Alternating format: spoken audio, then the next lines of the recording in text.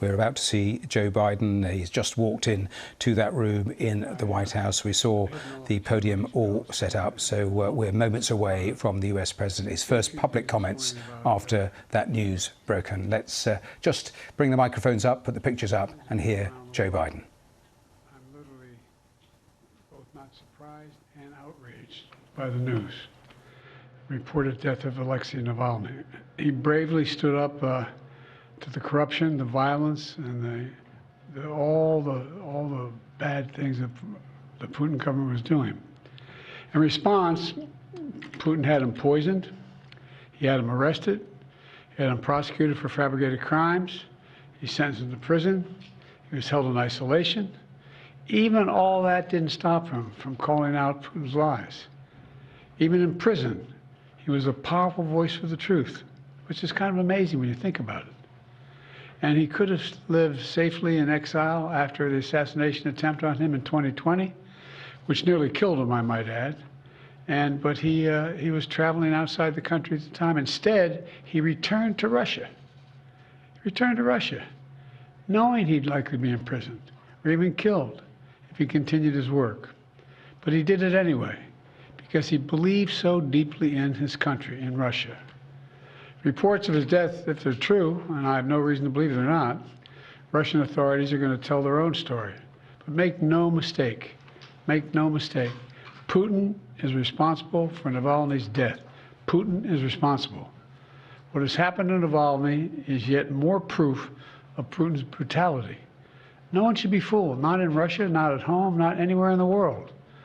Putin does not only target his citizens of other countries, as we've seen in what's going on in Ukraine right now. He also inflicts terrible crimes on his own people.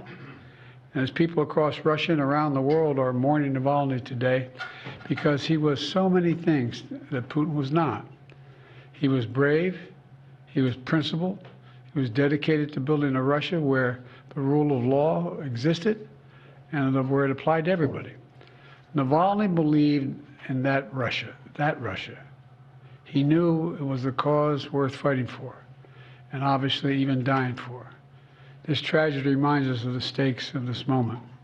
We have to provide the funding so Ukraine can keep defending itself against Putin's vicious onslaughts and war crimes. You know, there was a bipartisan Senate vote that passed overwhelmingly in the United States Senate to fund Ukraine. Now, as I've said before, and I mean this in a literal sense, history is watching. History is watching the House of Representatives. The failure to support Ukraine at this critical moment will never be forgotten. It's going to go down in the pages of history. It really is. It's consequential. And the clock is ticking. And this has to happen. We have to help now. You know, we have to realize what we're dealing with Putin. All of us should reject the dangerous statements made by the previous president that invited Russia to invade our NATO allies if they weren't paying up. He said if an ally did not pay their dues, he'd encourage Russia to, quote, do whatever they want.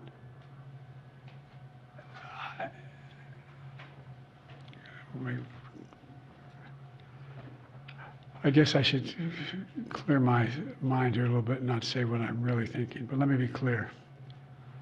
This is an outrageous thing for a president to say. I can't fathom from Truman on, they're rolling over in their graves hearing this. As long as I'm president, America stands by our sacred commitment to our NATO allies, as they have stood by their commitments to us repeatedly. Putin and the whole world should know, if any adversary were to attack us, our NATO allies would back us. And if Putin were to attack a NATO ally, the United States will defend every inch of NATO territory. Now's the time for even greater unity among our NATO allies, to stand up to the threat that Putin's Russia poses. You know, I send my deepest condolences to Alexei's staff and supporters who are going to continue his work despite this loss, despite all of Putin's desperate attempts to stamp out the opposition, and most of all to his family, especially to his wife, his daughter, and his son, who have already sacrificed so much for their family and a shared dream for a better future for Russia. So I just want to say God bless Alexei Navalny.